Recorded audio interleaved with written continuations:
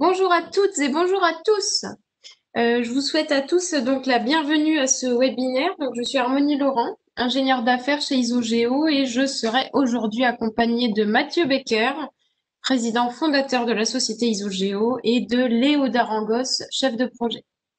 Je remercie chaleureusement les personnes présentes aujourd'hui et dont voici les logos. Donc j'en profite aussi pour remercier ma collègue Inès Diallo qui a rejoint la société en septembre dernier pour son large investissement dans la préparation de ce webinaire et grâce à laquelle nous sommes aujourd'hui une soixantaine de personnes. Donc j'ai la chance d'inaugurer ce sixième webinaire de la série de 12 amorcée en juin dernier. Donc les 5 premiers webinaires, vous le savez pour certains, mais ils portaient donc sur la solution logicielle, l'expertise au géo, les produits. Donc tout ça, ça tournait autour de la thématique du Geodata Management. Donc le sujet du dernier webinaire, il concernait quant à lui un sujet très actuel, puisque c'est celui de la cartographie globale des données. Si vous avez manqué un ou plusieurs webinaires, pas de panique, vous pourrez tous les retrouver sur notre chaîne YouTube. La chaîne YouTube, elle est en accès libre sur notre site web. Donc, nous avons décidé d'orienter ce sixième webinaire sur l'interopérabilité entre Esri et Isogeo, puisque la majorité de nos clients utilisent aujourd'hui Esri. Donc, je suis très fière d'inaugurer ce webinaire, puisque cela me donne aussi l'occasion de vous annoncer plusieurs nouveautés et innovations chez Isogeo, parmi lesquelles la sortie officielle du plugin ArcGIS Pro, la nouvelle version du widget Web App Builder, le nouvel Open Catalog qui prend en compte tous les web services Esri. Et donc ce webinaire, c'est aussi l'occasion pour nous de vous démontrer l'ensemble de notre environnement interne de démonstration et de test des différents produits Esri. Donc sans plus tarder, je vais laisser la parole à mes collègues Mathieu et Léo qui se chargeront aujourd'hui donc de vous présenter ce sixième webinaire et nous répondrons ensuite à vos questions. Je vous invite d'ailleurs à les écrire dans le chat au fil du webinaire ou bien à l'issue de celui-ci afin que nous les traitions. Je vous souhaite donc à toutes et à tous un très bon webinaire et laisse la parole à Mathieu. Merci Harmonie, bonjour à toutes et à tous. Effectivement, nous sommes relativement nombreux aujourd'hui. Alors, j'ai donc relativement nombreux et de profils différents parce que vous êtes une vingtaine de clients Isogeo et du coup une quarantaine de non-clients Isogeo et pour certains vous connaissez soit un tout petit peu, soit pas du tout. Et vous connaissez peut-être pas vraiment encore la notion de Geodata Management. Donc l'idée ici est de revoir un petit peu la manière dont on présentait tout ça et par les usages. Et j'ai décidé de reprendre en fait les différents cycles de vente, différents cycles pardon de la donnée géographique. Alors de sa création au départ, vous voyez la colonne de gauche, création et mise à jour parce que c'est souvent les outils qui sont identiques jusqu'à la diffusion de ces données-là, donc que ce soit en interne ou à l'extérieur, en passant par les deux étapes primordiales, qui est la gestion, qu'on pourrait aussi appeler l'administration du SIG, l'administration des données géographiques, et bien sûr son exploitation par les outils du quotidien des géomaticiens, qu'ils soient desktop ou web ou mobile, des données par le SIG. Donc l'idée, c'est de vous présenter ici des exemples d'usage de Geodata Management selon le cycle de vie des données. Évidemment, ce ne sera pas exhaustif et ça servira de support à la mise à jour en fait du livre blanc qu'on prévoit de faire en 2021 sur la gouvernance de l'information géographique et qui servira également de support à la deuxième série de webinaires qu'on fera en 2021 sur des retours expérience utilisateurs. Donc qui permettra peut-être de peaufiner un petit peu ce schéma. Donc, une des premiers items en fait du rôle du Geodata Management au sein du SIG, c'est de s'assurer qu'une donnée n'existait pas. Alors ça peut paraître anodin comme ça, mais je vous assure qu'on a vu plusieurs cas de figure, que ce soit dans la création d'une donnée ou dans l'achat d'une donnée géographique, où on ne sait pas trop, comme on n'a pas d'inventaire de données, on ne sait pas trop bien où chercher, ou on s'impatiente, au bout de 2 heures de recherche, on ne trouve pas la donnée qu'on imagine, donc on la recrée parce qu'on ne sait pas qu'elle existe ou on la rachète.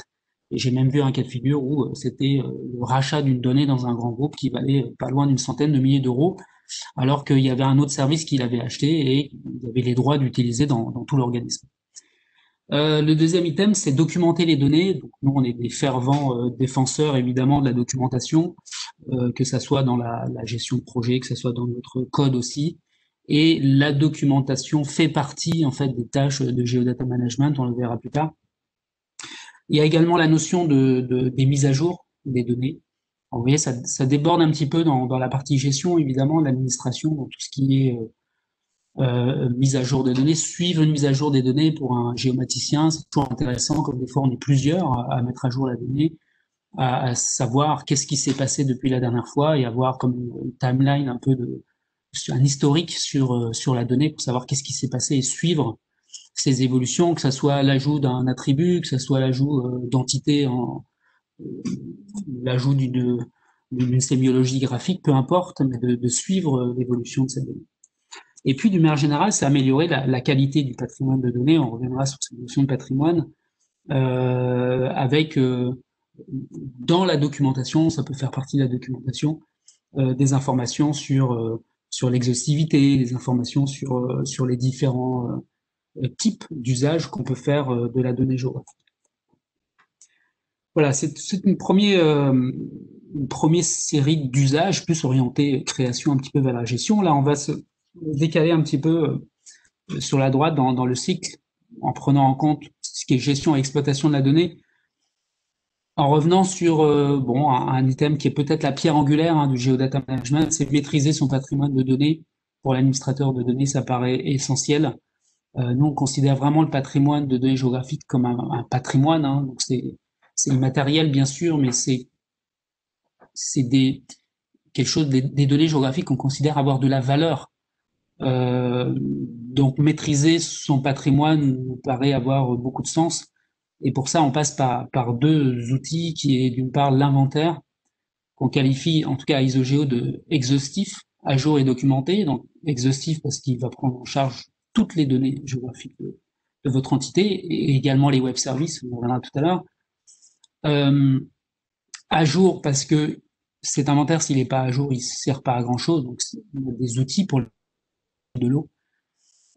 Et documenté évidemment pour alors la documentation, pas forcément aller jusqu'à la norme ISO, etc.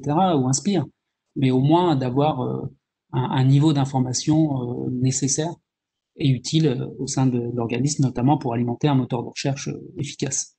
Donc justement, le deuxième item, c'est rechercher et découvrir facilement les données, à la fois pour le gestionnaire, à la fois pour le géomaticien, celui qui exploite la donnée, nous paraît aussi essentiel. Quand il y a une carte, une analyse spatiale à faire, de pouvoir rechercher là où les données qui sont utiles, quand on les connaît, mais aussi de découvrir facilement les données dans le patrimoine de données. Que ça soit des données alors internes chez vous, mais aussi la notion de patrimoine de données, ça peut être des données qui sont disponibles en open data, ou des web services disponibles que vous avez accès bien sûr. Un item un petit peu différent, mais qui est assez d'actualité dans le monde du Geodata Management, en tout cas en ce qui me concerne, c'est de participer à un projet de cartographie globale des données. Donc on voit là qu'on s'éloigne un peu du monde à proprement parler du SIG, des données géographiques. Mais là, ce que j'ai voulu dire par là, c'est participer activement à un projet de cartographie globale des données. Quand on maîtrise son patrimoine et quand on permet d'accéder notamment à ce patrimoine via des API, là on peut participer activement à ce type de projet. C'est aussi, c'est des termes, je pense qu'on va entendre de plus en plus parler, donc c'est piloter son SIG par les données, justement, ce qu'on appelle le data driven. Ça, c'est des choses, je pense, qui vont des termes qui vont arriver dans le monde du SIG. On entend parler pas mal actuellement dans le monde des entreprises drivées par les données. Donc ça, je pense que voilà, on aura l'occasion d'en reparler, j'imagine, en 2021. Et la dernière série en fait d'usages qui se place plus du côté de la diffusion, de l'exploitation de diffusion, ça va être d'une part porter à connaissance de toute ou partie de son patrimoine de données. Alors ça peut être en interne, donc données géographiques bien sûr. En interne, ça peut être en externe. Ça peut être à des géomaticiens, donc à des spécialistes de la donnée géographique, mais aussi à des non spécialistes de la donnée géographique. Donc on travaille beaucoup sur ces aspects-là. Ça peut être à des humains, mais ça peut être aussi à des applications. Voilà, je pense à des applications métiers d'utilisation des données géographiques, par exemple le cadastre. Souvent, on a tendance, et c'est normal, à faire des applications avec les données qui sont utiles à gérer le cadastre. Et l'idée du géodata management aussi, c'est pouvoir, le rôle de l'administrateur, porter à connaissance de toutes les autres données qui peuvent être a posteriori utiles aussi à la gestion de ce cadastre. Donc nous, on travaille sur la notion de widget, en tout cas dans les applications web, d'Esri, dans Web App Builder, mais pas que, d'offrir un moteur de recherche dans ces applications-là qui donne accès à toutes les autres données avec la gestion des droits, bien sûr, etc. Mais on appelle ça une fenêtre ouverte sur le patrimoine de données géographiques. C'est aussi, dans le monde de l'open data, à partir de l'inventaire exhaustif à jour et documenté des données, pouvoir trier, choisir, préparer les données à ouvrir. Donc ça, on a participé à pas mal à des projets comme ça, à Isogeo, plutôt que de subir, parce que des fois, on subit un peu alors c'est de moins en moins le cas, mais on va dire des tendances à vouloir monter un site open data assez rapidement et ça vient pas forcément de l'équipe SIG, même de l'équipe DSI, ça peut venir des élus par exemple.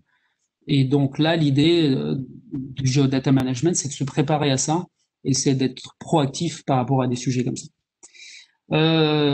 Inspire, ne l'oublions pas. Répondre aux exigences de la directive Inspire. Donc là, c'est plutôt des normes, c'est plutôt de l'ISO, c'est plutôt des services normalisés. Donc évidemment, ça, bon, on peut pas s'en passer, en tout cas dans le monde des collectivités et du secteur public. On utilise ou pas. Nous, c'est plus vraiment un argument. En tout cas, nous, ce qu'on dit, c'est que si vous voulez être Inspiro-compatible, c'est 3 clics dans ISO. Vous en occupez pas. Isogeo s'en occupe, c'est 3 clics pour être Inspiro-compatible.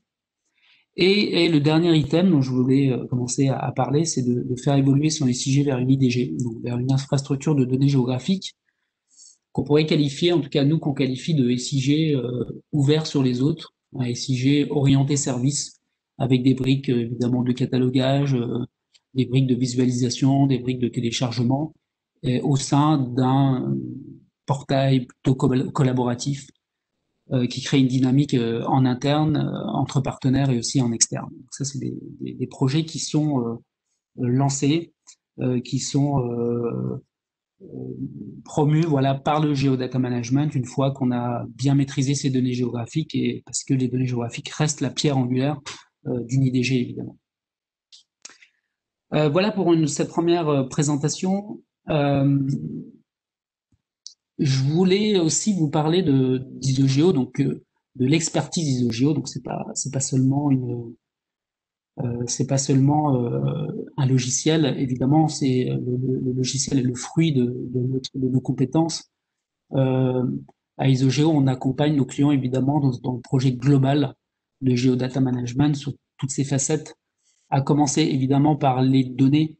Donc en général, il y a un audit des données et il y a la définition du patrimoine de données, que ce soit aussi interne et externe. On reprend ces notions aussi des données qui sont disponibles à l'extérieur que vous pouvez réutiliser dans votre SIG, qui fait partie de votre patrimoine. Et bien sûr, une fois qu'il est défini, l'idée c'est de le maîtriser. Pour les administrateurs, on les équipe d'outils de pilotage, justement de ce patrimoine de données-là. Pour les géomaticiens, on les équipe d'outils intégrés à leurs outils du quotidien, comme évidemment les logiciels desktop.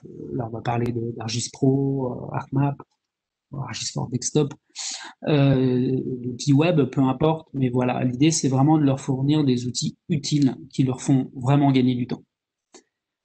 Pour les collaborateurs, donc pour tous ceux qui ne font pas de géomatique dans l'organisme, c'est aussi donner des outils pour promouvoir l'information géographique en interne et ou en extérieur. Donc c'est une notion de, il y a ce qu'on appelle l'open catalogue chez nous, qu'on intègre en iframe dans des portails intranet par exemple, ou pour aller plus loin, il y a la notion de portail collaboratif.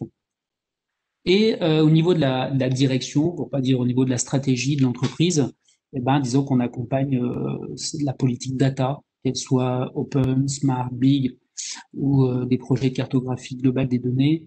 On en rencontre quasiment maintenant à 100% voilà, des notions de politique data dans les entreprises. Donc voilà, ISOGEO, c'est tout ça. C'est pas seulement une brique logicielle de catalogage, c'est une expertise complète de géodata management.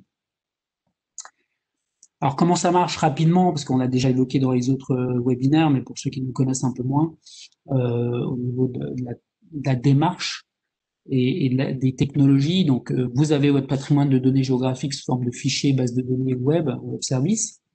La première étape chez nous avec le scan consiste à faire cet inventaire de ces données, donc de recenser ces données-là, un inventaire qui est automatique et qui est exhaustif.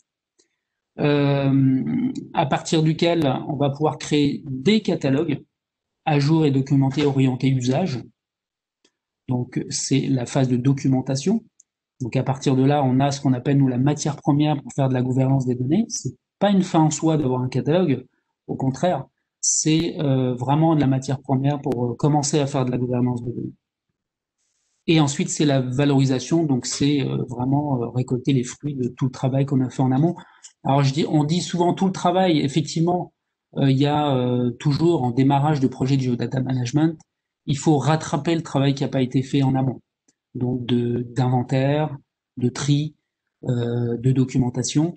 Mais une fois que ça s'est mis en place, on a des retours de nos clients, une fois que c'est mis en place et que les process sont mis en place, une fois qu'on a compris que quand on crée une donnée, on crée aussi la documentation qui va avec, etc. Alors que nous, le scan remplit automatiquement déjà un tiers des métadonnées et c'est quelque chose qui est assez rapide et qui est fluide. Et donc la valorisation, elle est multiple. C'est ce que je vous présenterai tout à l'heure. Donc pour revenir à la partie recensée, donc l'occasion de vous présenter notre nouvelle version de scan qui a été faite entre les phases 1 et phase 2 du confinement pour que chacun ait ses repères. Donc c'est un scan, c'est une technologie qui est unique, qui se base sur le TLFME et qui permet en fait de dresser l'inventaire de toutes les données géographiques chez vous. Et là, comme on parle d'ESRI, ça prend en compte tous les formats ESRI, que ce soit Shapefile, File Geodatabase, ArcSDE, tout ça sans difficulté. Documenter, ça va être, bon, on a un éditeur de métadonnées dans notre application, évidemment. Il y a de la documentation automatique des web services géographiques, dont ceux d'ESRI, et les OGC également. Et l'idée, c'est de vous faire gagner beaucoup de temps dans cette documentation de catalogage par de l'édition par lot, de gestion des référentiels, des validateurs, et une gestion des droits qui est appliquée à tout ça. Et les moyens de valorisation, c'est ça le plus important. Donc il y en a beaucoup à ISOGEO. Donc il y a ce qu'on appelle l'Open Catalogue, qui vous permet de publier en 2-3 clics un site web de recherche de données géographiques qui peut s'intégrer en iframe dans un intranet par exemple. Il y a la notion de CSW pour être inspiro-compatible, mais pas que. Ce qui est intéressant, c'est que vous pouvez aussi vous en servir pour pousser vos données en open data. Donc c'est le cas avec la plateforme Open Data Soft. C'est le cas également avec la plateforme DataMove. Même si on a encore un petit peu des améliorations à faire de ce côté-là.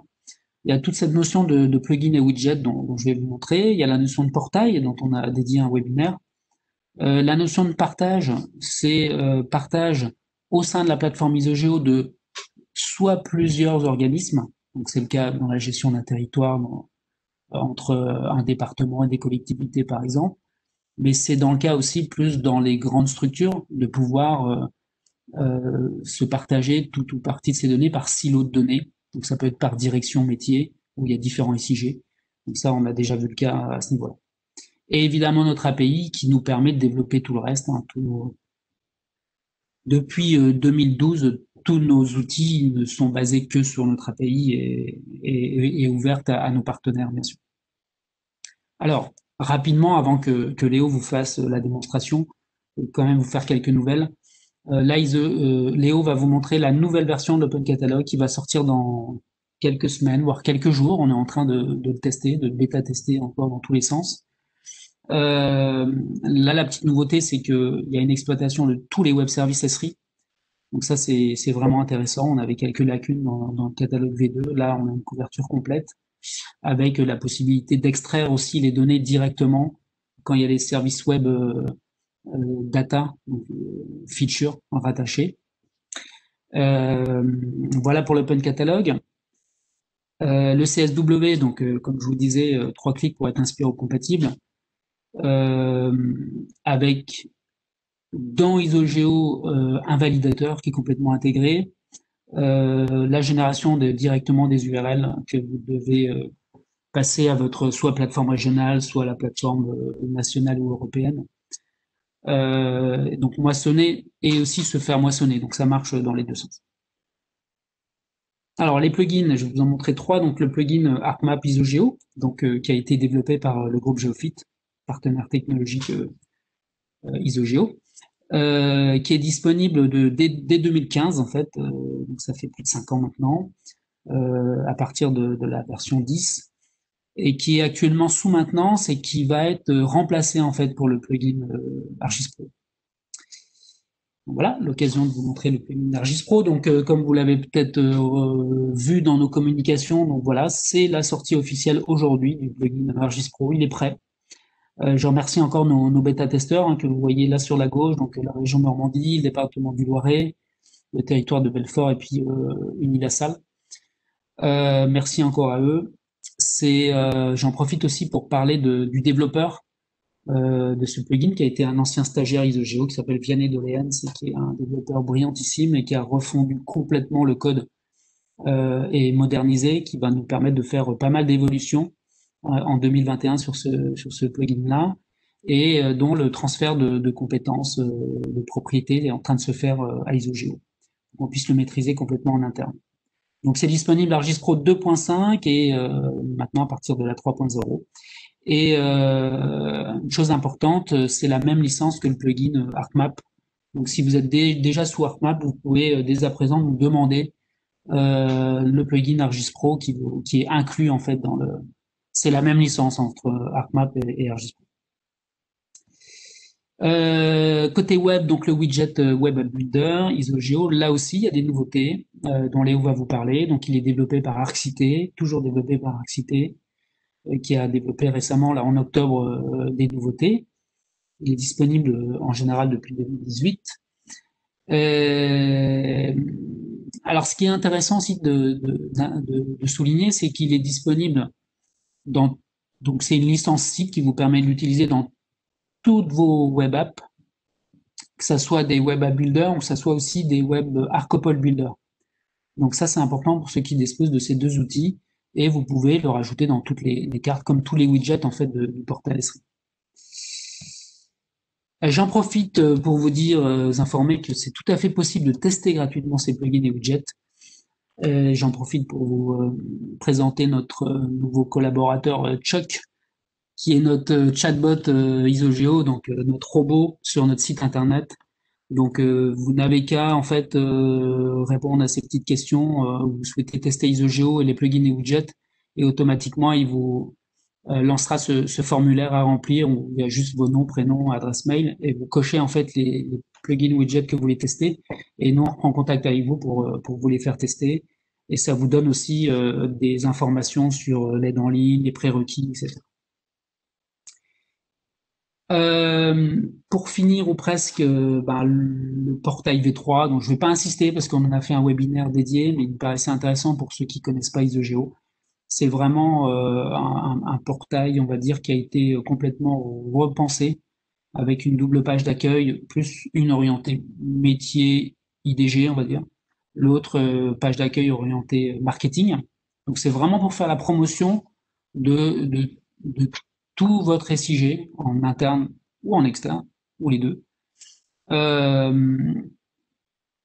avec un catalogue de données évidemment. Donc les données restent la colonne vertébrale de ce portail. Donc ce catalogue a été complètement repensé. Il y a la vision globale du SIG avec les équipes, les partenaires. Enfin, il y a de la place vraiment pour tout le monde. C'est un portail générique. On a mis en place aussi un chat sur les données. Vous pouvez également vous abonner sur des données. Donc, la notion de mise à jour. Vous recevez des notifications quand une donnée a été mise à jour. Il y a la notion de data vise qu'on a commencé à mettre en place et un partenariat avec Dawiz, donc la possibilité de le transformer aussi en portail de cartographie globale des données si vous êtes également client Dawiz. Donc tout ça, il y a un partenariat technologique avec Dawiz pour intégrer tout ça. Et vous pouvez aller voir ce que ça donne évidemment dans notre webinaire, mais aussi sur demo.isogeo.net. Voilà pour finir donc l'écosystème Esri avec nos partenaires intégrateurs, Arcité, Magellium, Geofit, Sword, OneSpatial. Nos partenaires technologiques, donc Arcité avec le widget, Geofit avec le plugin ArcMap, et puis Pixup avec notre portail. Et puis là, désolé, c'est un peu brouillon, mais j'ai essayé de mettre, je pense qu'il y a quasi la totalité de nos clients Isogeo qui sont sous Esri. Donc on a une expérience quand même assez importante. Et Léo aussi vous présentera le SIG Esri qu'on a monté de toutes pièces à Isogeo. Voilà, merci à vous, assez parlé. Je vais passer directement la main à Léo qui va vous faire la démonstration de tout ça. Alors, il faut que j'arrive à faire cette petite manipulation. Eh bien, bonjour à tous ceux qui me connaissent. Bonjour aussi aux autres, bien sûr. Donc, je vais passer à la démonstration des outils dont a parlé Mathieu. Mais pour commencer, j'ai préparé une petite slide pour présenter l'environnement Esri qu'on a mis en place récemment, enfin qu'on a remis en place récemment avec les derniers outils. Donc, on est sur une architecture assez simple, hein. On a un serveur qui est focus données, sur lequel on a une base Oracle couplée à une géodatabase d'entreprise SDE. On a aussi pas mal de données au format fichier, donc en shape ou en file GDB, hein, pour ce qui concerne les formats Esri, mais on traite aussi tous les formats raster et vecteurs du marché. Connecté à cette base de données, on a un serveur qu'on appelle web, donc, sur lequel on dispose d'un Argis serveur. Léo, excuse-moi, je te coupe, t'as pas partagé ton écran, donc Ah oui, voilà. Pourtant aussi. Tout le monde s'inquiète. Ça n'a pas marché alors. Ah, commence à partager du contenu, ça commence à venir. Voilà, c'est bon. Super. Impec. Merci à vous, je pensais que ça avait marché. Donc je disais un serveur donné avec une base Oracle en dernière version et une géodatabase d'entreprise par-dessus, des données en shape en FetchDB, un serveur web avec un Argis server, un portal et le web sur lequel d'ailleurs on a installé le widget Isogeo. Et à côté de ça, on a un serveur aussi applicatif, donc sur lequel on met tous nos outils desktop, donc Argis Desktop, donc avec ArcMap, notamment aussi pour tester le plugin. On a Argis Pro, pour le plugin Argis Pro. Et bon, j'ai rajouté quand même FME, même si c'est pas du Esri. Donc on a un FME en Esri Edition qui nous permet d'utiliser notre scan et de pouvoir aller scanner justement le serveur donné. Voilà.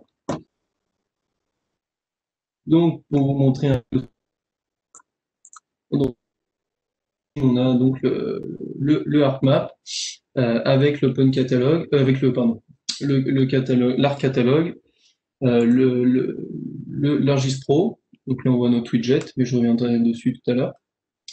Et sur les outils web, donc on a un Argis serveur, donc là on peut voir l'API REST d'Esri avec les différents services qui sont publiés, et notre portable. Donc il est public, hein, cette URL est accessible. Pour le moment, on n'a que deux applications de publier, mais on compte l'alimenter un peu plus aussi et créer nos propres cartes, etc. Voilà. Donc, ce que je voulais faire aujourd'hui dans le cadre de ma démonstration, c'est me mettre un peu dans la peau d'un organisme public ou privé, et pour le coup, un organisme public. Donc, je me mets dans la peau de la ville de Paris, comme une entreprise parisienne, on aime bien se mettre dans la peau de la ville de Paris. Du coup, On se met dans la peau de la ville de Paris et on décide de donner. Donc c'est une donnée que j'ai récupérée sur l'Open Data de Paris, qui concerne les commerçants qui proposent un retrait de commandes ou de livraison pendant le confinement. Donc voilà, donc je prends l'exemple de cet organisme-là qui a décidé de publier une nouvelle donnée pour répondre à un besoin. Donc là, pour le coup, c'est d'actualité. Euh, donc, quel est le cycle de vie de cette donnée à travers la métadonnée? C'est tout cela que j'aimerais vous représenter. Donc, ce que j'ai fait, c'est que cette donnée-là, je l'ai ajoutée hop, je l'ai ajoutée à la à la géodatabase. Donc, on voit ici la connexion. Donc, on la retrouve ici. Donc, j'ai ajouté cette nouvelle donnée à la géodatabase en sachant qu'on avait déjà, on avait déjà un certain patrimoine de données qui a déjà été scanné, documenté, etc. Donc, qu'est-ce qui se passe? Donc là, je reviens rapidement sur la chaîne de valeur ISOGEO. Donc, on a les données en fichier en entrée, les bases de données, les web services. La première étape du travail, ça va être de recenser tout ça. Donc, c'est là qu'on fait intervenir notre outil de scan. Attendez, je vais ça. Outil de scan. Donc là, ça me permet aussi de vous présenter la nouvelle interface pour ceux qui ne l'ont pas encore vu. Comment ça fonctionne? On peut créer un certain nombre de points d'entrée. Ces points d'entrée, ils peuvent être à la fois des points d'entrée de type fichier, donc là, il suffit d'indiquer un chemin qui contient des données géographiques. On peut donc justement créer une connexion à une géodatabase d'entreprise. Dans ce cas, il faut indiquer le chemin vers le fichier de connexion SDE. Et on peut aussi créer une connexion directe à une base de données, soit PostGIS, Oracle ou SQL Server, si on veut aller scanner donc une base de données en direct. Donc dans mon on est donc sur une géodatabase d'entreprise. Donc le fameux fichier de connexion que je vous ai montré tout à l'heure, on l'a indiqué ici. Le scan, on l'a déjà lancé la dernière fois sur les données qui étaient déjà présentes. Donc là, mon but, c'est de venir recenser la donnée que j'ai rajoutée là sur les commerçants. Donc, je vais vous montrer un peu le fonctionnement. Le scan, il fonctionne en 3 étapes. Donc la première étape, il va faire la liste de toutes les données qu'il trouve selon la connexion qu'on lui a. Donc ça va venir. Ensuite, il va créer ce qu'on appelle la deuxième étape, une signature de la donnée.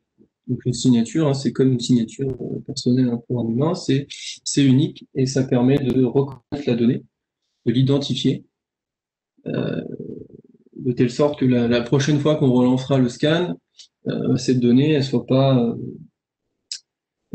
dupliquée dans l'inventaire, elle soit pas, voilà, qu'on sache déjà qu'on l'a scanné et surtout qu'on vienne détecter s'il y a eu des modifications qui ont été faites ou pas sur la donnée, et ensuite mettre à jour la fiche de métadonnées.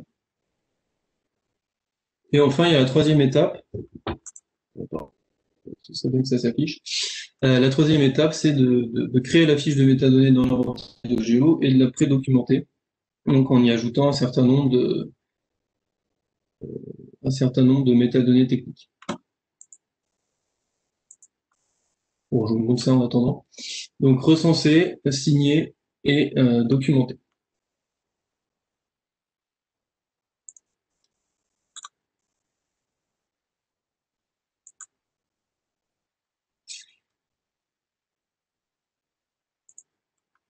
Bon, il y a un petit pourtant j'ai testé tout à l'heure.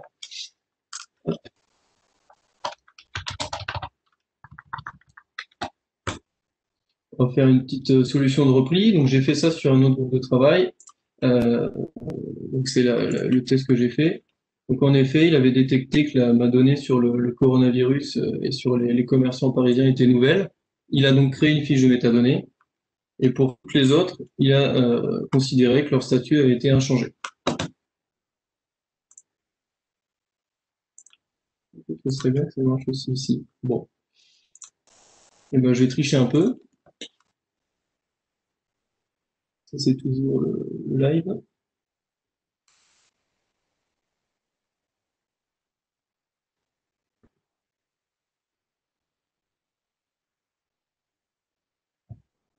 Je prends une autre donnée, hein, c'est pas grave. Donc là, c'est une donnée sur les balades, mais on va considérer que c'est la même donnée que celle dont on parle depuis le début. Donc ce qu'il a fait, le scan, c'est qu'il a donc créé la fiche, il a rempli un certain nombre de champs techniques. Donc il a récupéré le titre de la métadonnée, il a récupéré l'emprise, la géométrie, le système de coordonnées. Il a fait la liste de tous les attributs et aussi le format. Donc, ce qu'on fait après ça, c'est que une fois que cette phase de recensement est effectuée, hein, donc là je reviens sur la chaîne de valeur, on passe à l'étape de documentation. Donc là, je vais volontairement passer du temps hein, sur cette donnée pour que vous voyez un peu tous les champs de métadonnées qui peuvent être documentés sur une fiche. Donc, ce que je vais faire, c'est que je vais donc commencer par étiqueter la fiche de métadonnées. Donc, la première chose qu'il faut faire quand on fait de la documentation, c'est donc l'étiquetage. Donc, c'est ajouter des mots-clés, ajouter un thème inspire et ranger sa fiche de données dans des catalogues. Il faut savoir que dans les OGO, on peut créer autant de catalogues que l'on veut. C'est assez facile de ranger ces données selon des thématiques, selon des usages, et aussi pour suivre la documentation, l'avancement de la documentation. Donc ce que je vais faire, c'est que je vais commencer par ajouter des mots-clés. Vous verrez que lui, il n'a pas. Donc voilà, faut que je regarde. Bon, on va rester sur cette fiche-là, c'est pareil. Donc, je vais commencer par mettre un titre. Pardon, des mots-clés, excusez-moi. Donc les mots-clés, comment ça marche? On a un moteur de recherche intégré uniquement pour les mots-clés. Donc on a un certain nombre de mots-clés qui sont déjà renseignés dans la base ISOGEO, et ce qui permet d'indiquer à l'utilisateur, enfin de lui donner des idées hein, quand il tape. Ensuite, il a juste à cocher. Donc là, je peux rajouter sur ma donnée qui concerne les livraisons un certain nombre de mots-clés.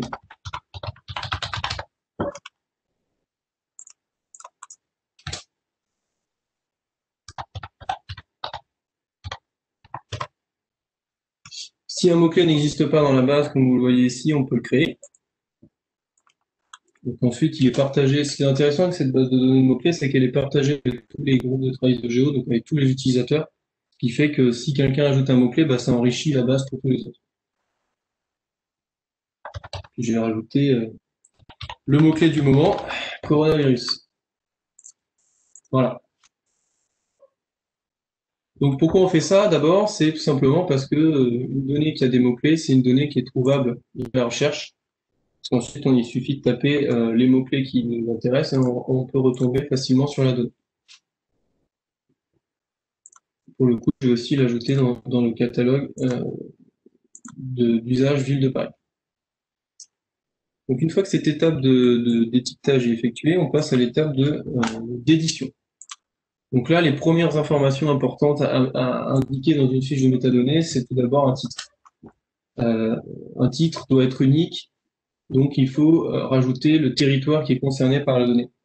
Donc dans le cadre de ma donnée sur les commerçants, là, j'ai défini le titre comme la localisation des commerçants proposant un service de retrait et de livraison sur le territoire de la ville de Paris.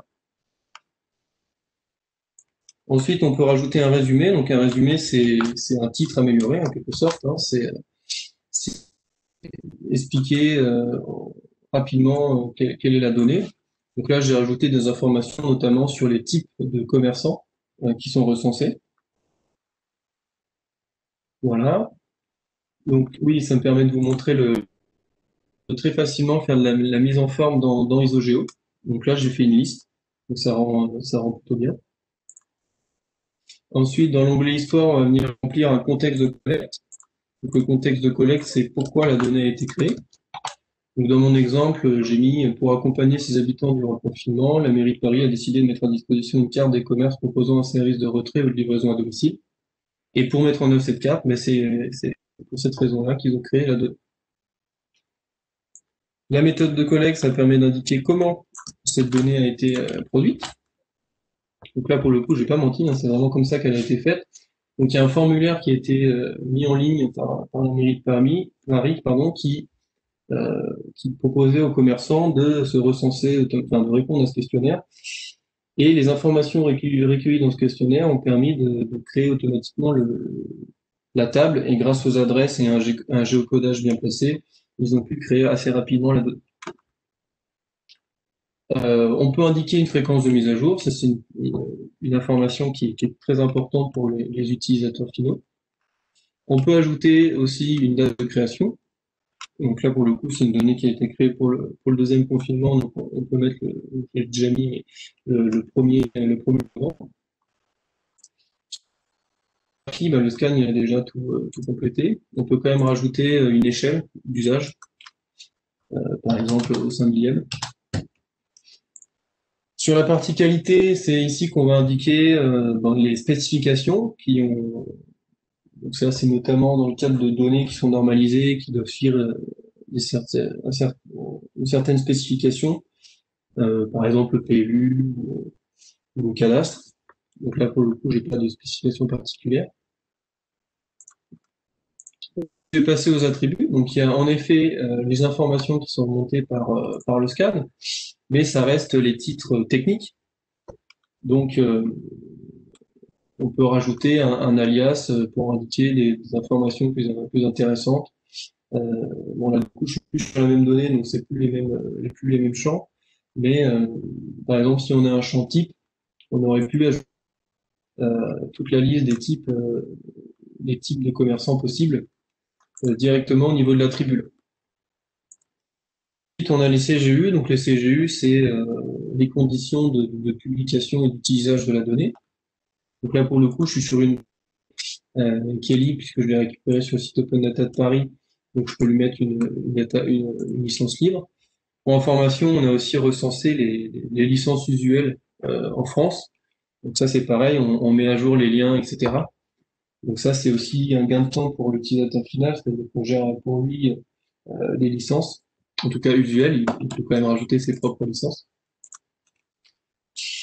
On peut ajouter aussi les restrictions au sens Inspire, donc une donnée, on part du principe qu'une donnée est publiée par rapport à la directive Inspire, sauf contre-indication, donc sauf restriction, par exemple pour des données de sécurité ou autre.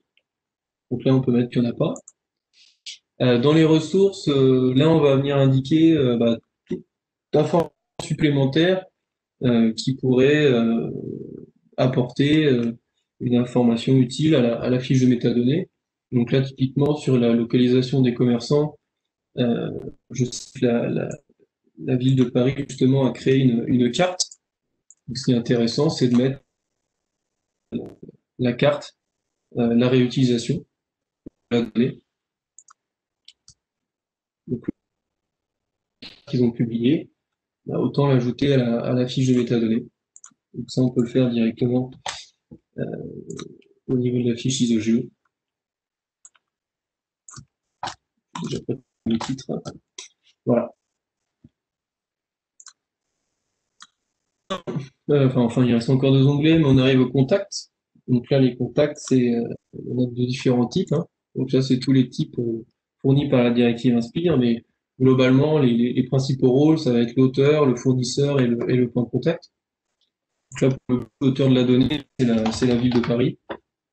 Donc là, c'est pareil, on a centralisé une base de contacts, ce qui fait qu'on peut rechercher directement et ça permet de récupérer directement les informations, notamment les coordonnées, qui sont complétées par les contacts eux-mêmes.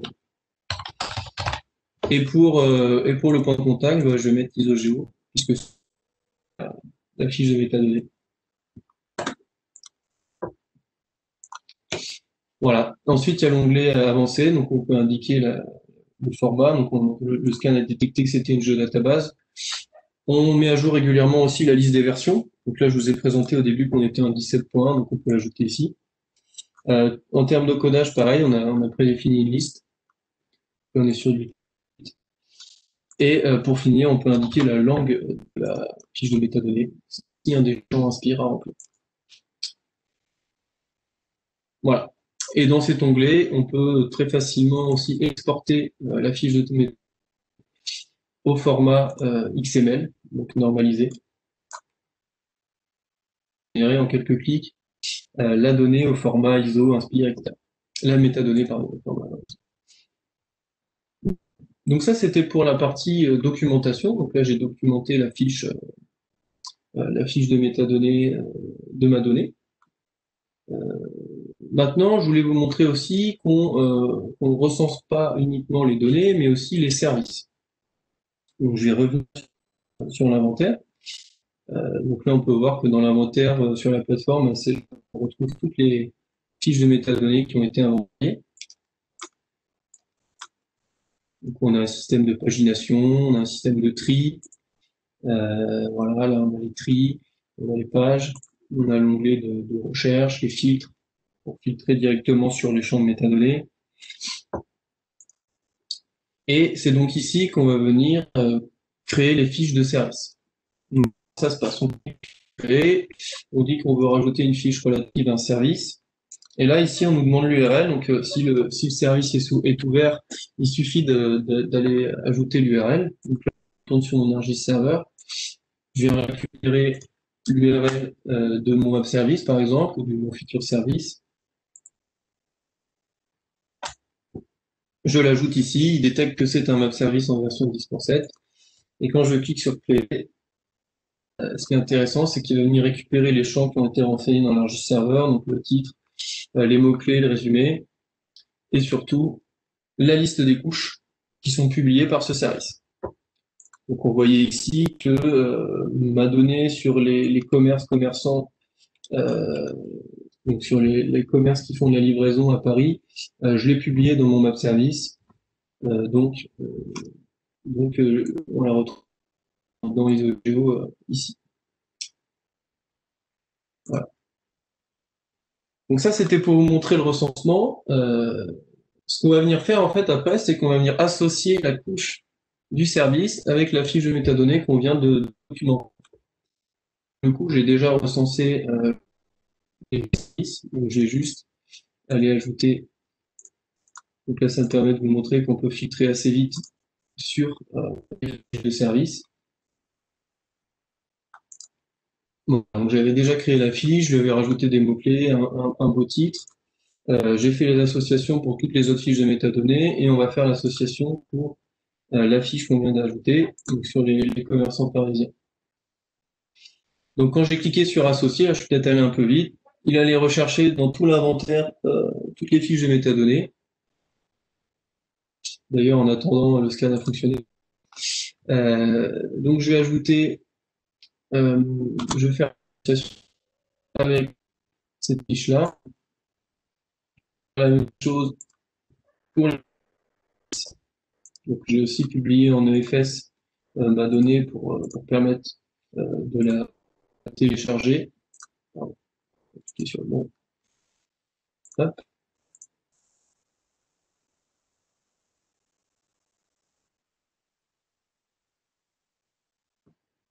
Et je vais faire pareil aussi avec le WFS pour être Inspiro compatible. Je viens les associer avec ma donnée que j'ai documentée. Voilà. Donc ça y est, là j'ai fini documentation. On peut voir au passage qu'en attendant le scan il s'est réveillé et qu'il nous a créé la vraie fiche, mais tant pis. Donc, une fois que ce travail-là est fait, donc je reviens sur la chaîne de valeur. Donc la partie recensement, elle a été faite, la partie documentée, elle a été faite. Maintenant, mon objectif, c'est de valoriser la fiche de métadonnées que je viens de documenter et en la publiant dans le catalogue. Ça se passe dans ISOGEO, ça se passe au niveau de l'administration. On crée ce qu'on appelle des partages. Et dans ces partages, on va indiquer catalogue on souhaite partager à quelle application. Là, pour le coup, je partage le catalogue Ville de Paris et je partage un certain nombre d'applications.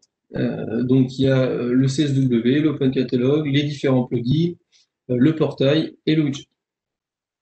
Donc, moi, ce qui m'intéressait, c'était de vous montrer toutes quelques quelques solutions de valorisation, et notamment la Focus Esri. Donc, je vais vous montrer le plugin Argis-Pro, le widget Builder, aussi notre Open Catalog. Je vais d'ailleurs commencer par lui. Donc, l'Open Catalog, il est généré automatiquement, donc il y a une URL qui est générée pour ici. Surtout que j'en ai profité pour mettre la nouvelle URL.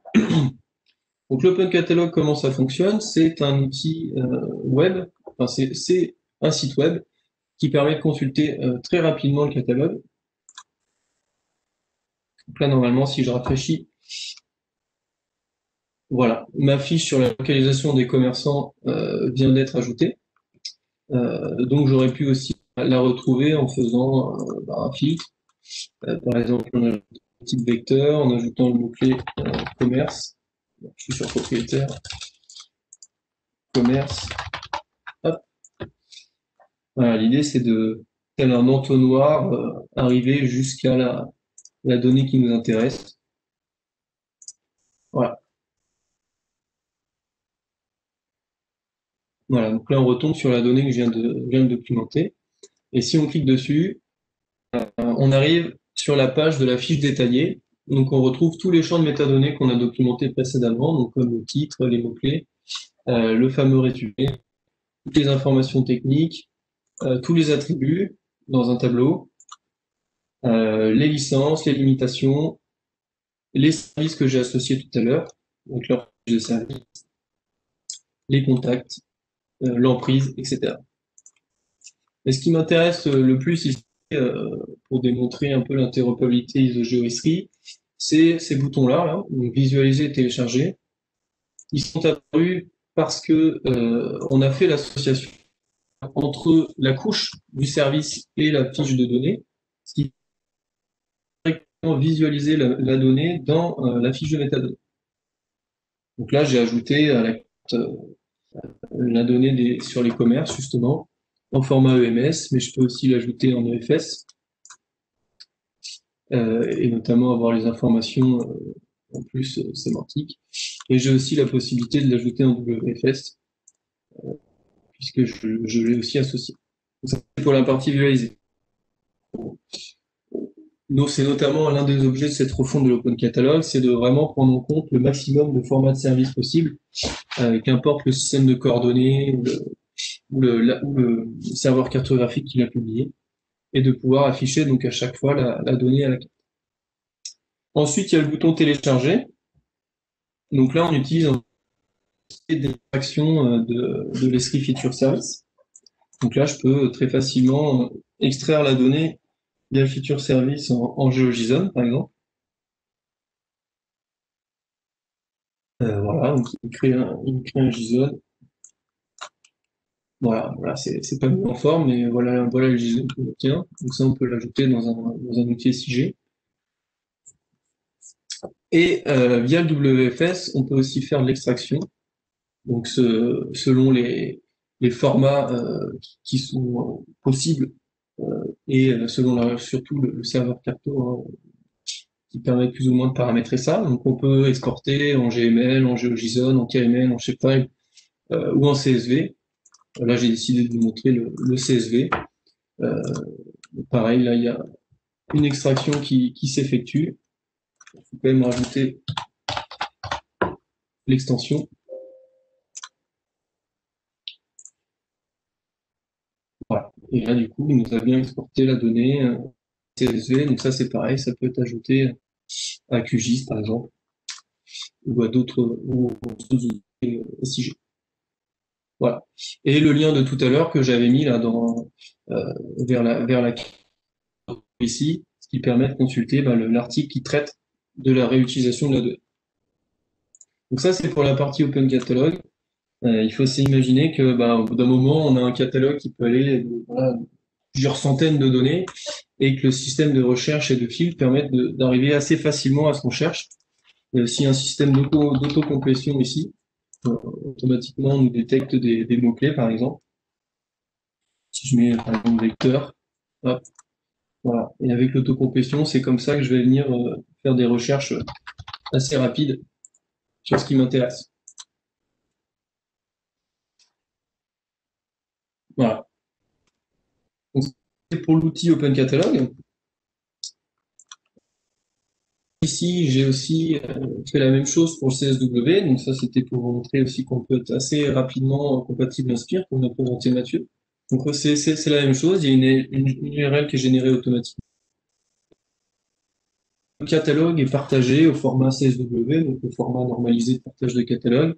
Et il suffit en fait de fournir ce capabilities là, cette URL-là à un moissonneur CSW euh, les plateformes nationales en disposent, comme DataGo, comme GeoCatalog, ou comme d'autres outils qui sont capables de lire du CSV, et ça permet tout de suite de se faire moissonner son catalogue.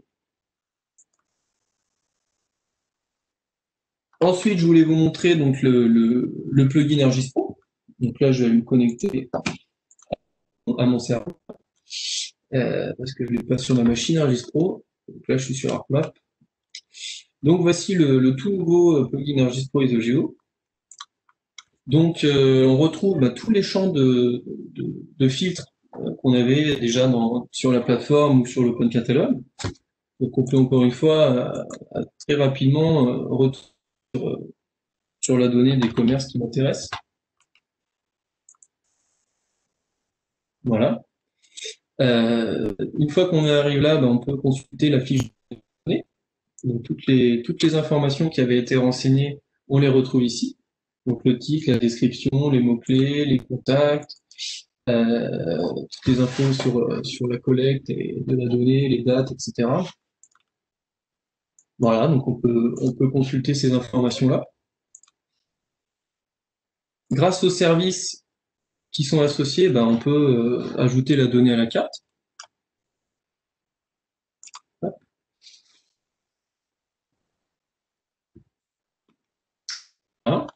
Donc en fait, l'idée, c'est de construire sa carte à partir du catalogue, directement. Et là, vous voyez, on n'utilise plus le catalogue ou leur catalogue d'Esri, mais vraiment, on passe uniquement par le catalogue de métadonnées. En tout cas, nous, c'est notre objectif.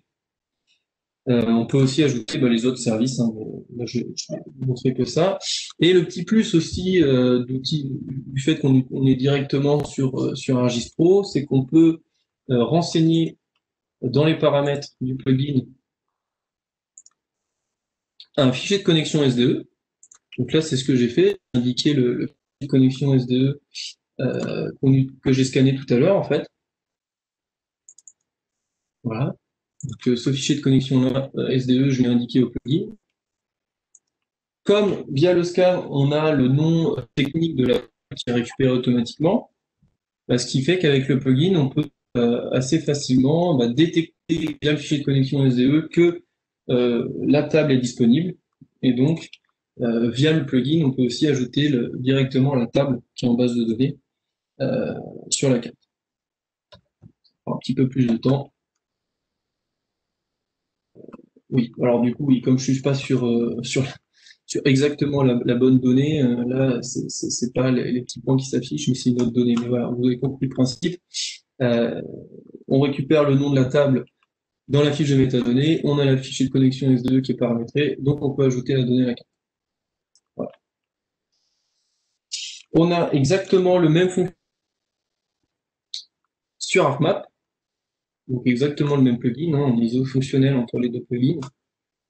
Donc c'est pareil, je peux rapidement retomber sur la donnée qui m'intéresse. Bon, avec la vidéo libre. E-commerce. Hop. Voilà. Et je peux de nouveau ajouter la donnée à la carte.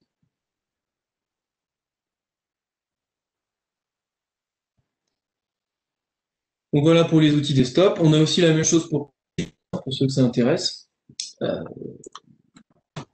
Voilà. Et pour finir, je voulais vous montrer donc notre widget. Je le recharge si je veux avoir ma belle fiche de métadonnées. Donc là, on est sur une application Web App Builder. Donc, pour ceux qui connaissent, avec un certain nombre de widgets qu'on peut ajouter, hein, fond de carte, etc. On peut mettre des données aussi de base sur la carte. vraiment de faire un site web orienté carto, de consultation du catalogue de données. Donc, pareil, là, je peux assez facilement retomber sur la donnée qui m'intéresse avec les commerces. Voilà, chez l'utilisateur. Via la recherche, je retombe sur la donnée. Je peux consulter déjà une aperçu rapide de l'emprise de la donnée, le titre qu'on lui a donné et le résumé. Si je veux plus d'informations, je peux ouvrir la fiche détaillée. Donc là, on retrouve tous les champs de métadonnées qu'on avait déjà vus précédemment. Là, c'est intéressant pour l'auteur de voir de quelles données on parle. Grâce au service qui a été associé, et encore une fois, je peux ajouter la donnée à la carte directement. Et en fait, ce qui se passe, c'est que comme ça qu'on va, via le widget, on va créer notre carte. Donc là, j'ai rajouté les commerces, mais si je veux, je peux rajouter les que j'avais dans mon catalogue. N'importe quoi, mais c'est pour comprendre le principe. Là, je rajoute les espaces verts. Voilà, et c'est construit ma carte à partir du catalogue. Parmi les nouveautés du widget, c'est qu'on a maintenant intégré notre propre gestionnaire de couches. Donc, depuis le widget, j'ai un onglet qui me permet de savoir quelle couche j'ai ajouté. Donc, rapidement, on peut retourner sur la métadonnée. On peut aussi imprimer une couche. Voilà. Et c'est l'onglet Mes cartes qui permet d'enregistrer la carte. Donc là, je peux enregistrer une carte pour le webinaire du jour. Alors, je l'ai déjà ici. Voilà, ce qui fait que le jour où je viens sur l'application Carto, je peux assez rapidement revenir sur la carte sur laquelle je bossais et la charger. Donc voilà un peu les usages qu'on peut avoir avec le catalogue dans les outils Esri principalement.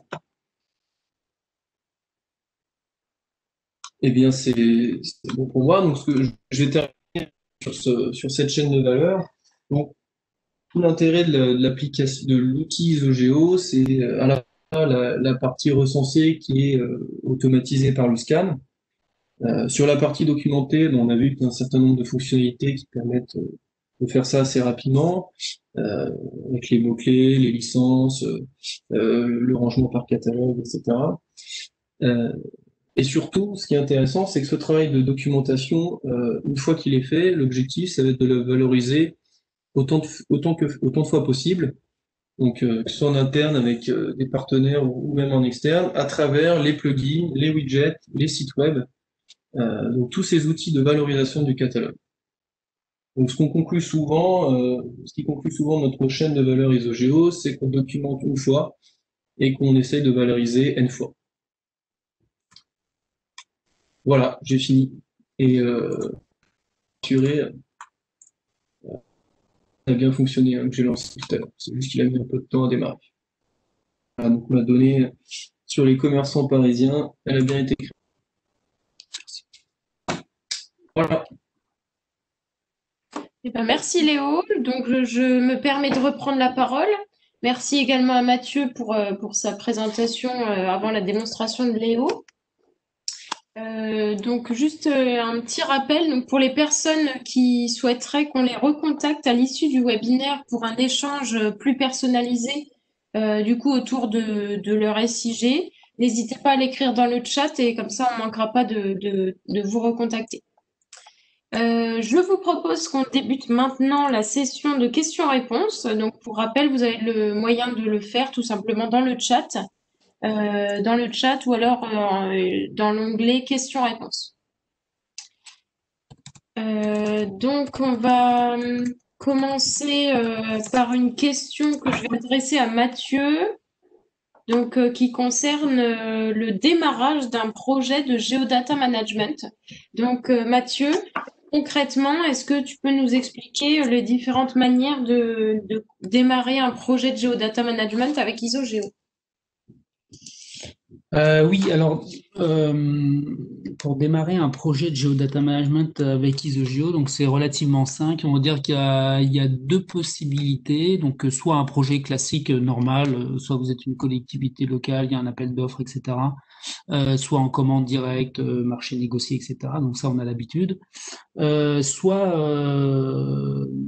vous n'êtes pas complètement sûr, ou alors vous n'avez pas prévu le budget, etc. Donc c'est possible de passer par des pilotes, ce qu'on appelle des pilotes, nous à Isogeo. Donc c'est-à-dire que on fait toute la prestation du pack 1, ce qu'on appelle le pack 1, c'est-à-dire l'audit des données, le démarrage, l'installation, etc. Donc ça c'est évidemment payant, c'est le prix du pack 1 classique, et on vous met à disposition un certain temps gratuitement la solution. Et c'est limité dans le temps. Et deux possibilités, soit vous souhaitez continuer avec nous et le projet continue, soit vous décidez de ne pas continuer avec nous et tout ce que vous avez saisi dans la plateforme vous est redistribué, comment on peut dire, extraite et fournie à la norme ISO des données géographiques, donc vous ne perdez rien entre guillemets. Et récemment, là, on a monté une opération un peu spéciale, une mission qui est la possibilité de tester gratuitement notre solution, ce qu'on appelle un POC. Donc là, c'est assez limité dans le temps, donc c'est 15 jours, et vous avez la possibilité de tester un peu quasiment l'ensemble de nos outils, mais dans notre environnement. Maintenant qu'on a un environnement complet, notamment Esri, donc vous nous fournissez un certain nombre de données, on les stocke chez nous et on monte tous nos outils, c'est-à-dire le scan, jusque la solution d'édition de données, l'open catalogue, les plugins, etc. Donc tout ça, c'est à disposition pendant une période fixe qui est assez rapide de 15 jours, mais ça vous donne aussi une idée, donc c'est gratuit, de qu'est-ce que ça peut faire.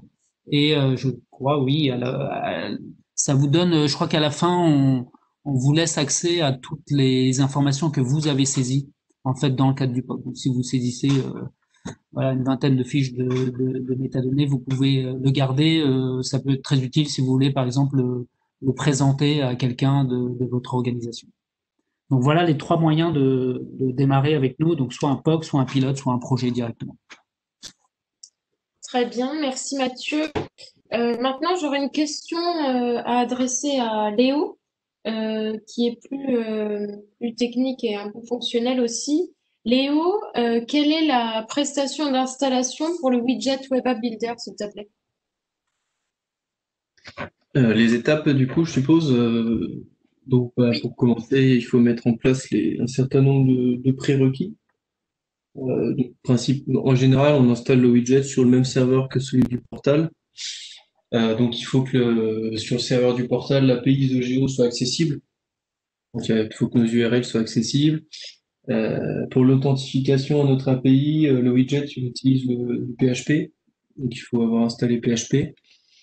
Et surtout, il faut avoir côté ISOGEO un catalogue avec des données, des services géographiques pour pouvoir tester l'ajout à la carte et ces choses-là. Et c'est à peu près tout. Donc on fait d'abord un point sur ces prérequis avec le client. On l'accompagne aussi dans la mise en œuvre de ces derniers. Ensuite, on fait l'installation à distance du widget. Et, euh, et une fois qu'on voit que tout fonctionne, on passe aussi un peu de temps avec le client pour lui montrer comment ça marche et comment l'exploiter au maximum. Voilà. Très bien, merci Léo. Euh, donc, me semble-t-il qu'on n'a pas d'autres questions. Bah, du coup, je vais clôturer là-dessus. Léo, t'as rien à rajouter? Non, pas spécialement. À part qu'on est à la disposition de tout le monde pour répondre aux questions.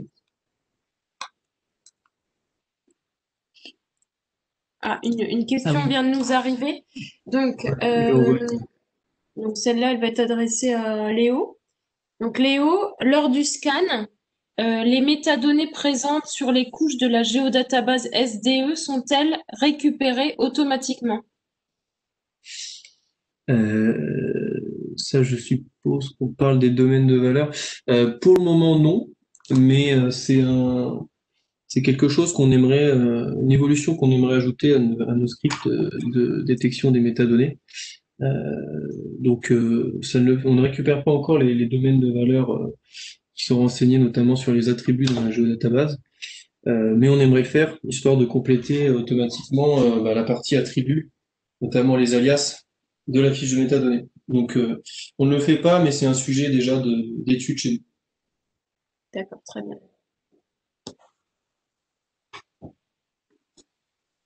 Oui, peut-être pour finir, là on a ces dernières années, on a beaucoup travaillé en interne et avec nos partenaires sur le développement justement des ce qu'on appelle les applications tierces de la plateforme Isogeo. Donc c'est tout ce qui est le portail, c'est tout ce qui est les plugins et les widgets.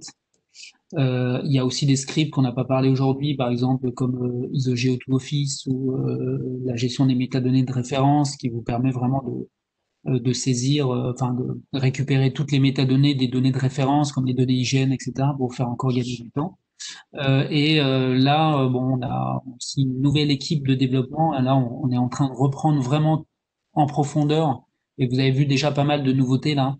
Le cœur de métier d'Isogeo, donc qui comprend ce qu'on appelle nous le cœur plateforme, donc base de données et l'API, ainsi que notre outil d'administration qu'on vous met à disposition qui s'appelle APP, disponible sur app.isogeo.com.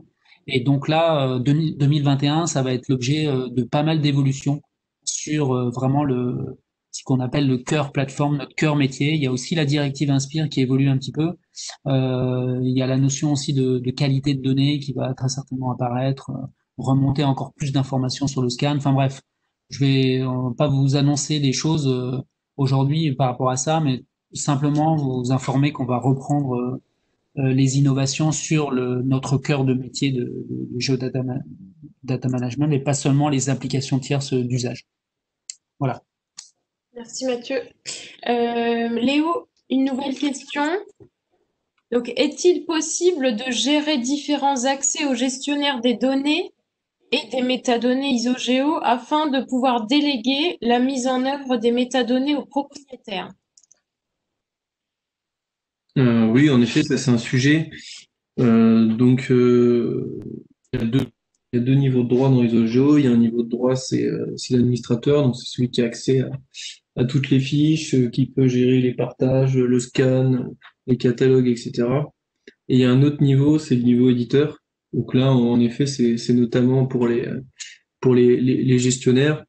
L'idée, c'est de leur donner accès à la plateforme en édition pour qu'ils viennent compléter les champs, par exemple les attributs, la méthode de collecte, toutes ces informations que l'administrateur SIG il n'a pas forcément sur lui, mais que les différents propriétaires ou producteurs de données au sein de l'organisme ont. Et ce qu'on fait en fait souvent dans les projets de catalogage, c'est qu'on organise avec ces gestionnaires des metadata parties, donc qui sont animés par un intervenant ISOGEO et aussi par l'administrateur, par le client ISOGEO, mais celui qui est administrateur au sein de l'équipe SIG, pour que justement ces différents référents données participent à l'effort de documentation sur les données qu'ils connaissent. Et c'est pour ça aussi on peut ranger les données dans plusieurs catalogues. Par exemple, on fait souvent des catalogues thématiques et chaque référent est souvent responsable d'une thématique particulière, donc va s'attaquer aux fiches de métadonnées qui sont rangées dans le catalogue thématique correspondant. Et c'est comme ça qu'on avance. Voilà. Donc ça, c'est aussi, on est assez sensible à ce genre de problématique. Et on y répond. Très bien. Merci Léo. Oui, une dernière question que je vais lire et une dernière, merci. La solution peut-elle être interfacée avec un gestionnaire d'identité d'entreprise pour déléguer la gestion des accès? Donc, j'imagine qu'on parle d'Active Directory, par exemple, de SSO. Donc, la solution, alors il y a plusieurs solutions ISOGEO. Donc, la solution d'administration que Léo a commencé par vous montrer, donc ce qu'on appelle app.isogeo.com, elle est réservée en général, assez peu de personnes dans l'organisme. Donc aujourd'hui, on n'a pas offert la possibilité directement de se connecter à un Active Directory, par exemple. Sauf que récemment, on vient de remporter un nouveau projet là, dont je nommerai pas le nom parce qu'il n'est pas encore officialisé, qui nous finance la possibilité de se connecter à un single sign-on cloud, parce que nous, notre solution est du cloud, donc c'est Okta, et qui permettra via Okta de se connecter directement à la solution APP. Et ça sera fait, on va dire, début 2021. Après, on a une solution, le portail. Donc le portail est une application qui s'installe soit chez nous, qu'on héberge, ça c'est par défaut, ou alors qu'on installe chez vous. Et quand on l'installe chez vous, donc là, il y a beaucoup plus de personnes qui ont accès à ce portail-là. Donc là, il est connectable directement à un Active Directory. Merci Mathieu. Donc, on n'a pas de nouvelles questions, donc je vais me permettre de clôturer ce webinaire.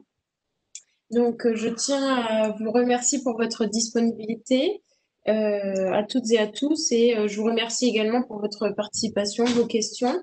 Je vous informe également que ce webinaire sera disponible à partir de la semaine prochaine en rediffusion. Donc pour les personnes de votre entourage qui n'ont pas pu assister à ce webinaire, pas de panique, hein, tout sera disponible sur la chaîne YouTube. Vous pouvez d'ores et déjà donc y retrouver les 5 premiers webinaires et nous laisser des petits commentaires, ça nous fait toujours très plaisir. Donc j'en profite pour vous donner rendez-vous au mois de janvier cette fois-ci. Donc on va faire une petite pause. Donc au mois de janvier, on lancera une nouvelle série de 6 webinaires, cette fois dédiés plutôt au retour d'expérience sur des projets de géodata management avec ISOGEO. Donc, on communiquera de nouveau sur le sujet et on vous y attend aussi nombreux qu'aujourd'hui. Donc, encore merci pour votre participation à tous et à bientôt.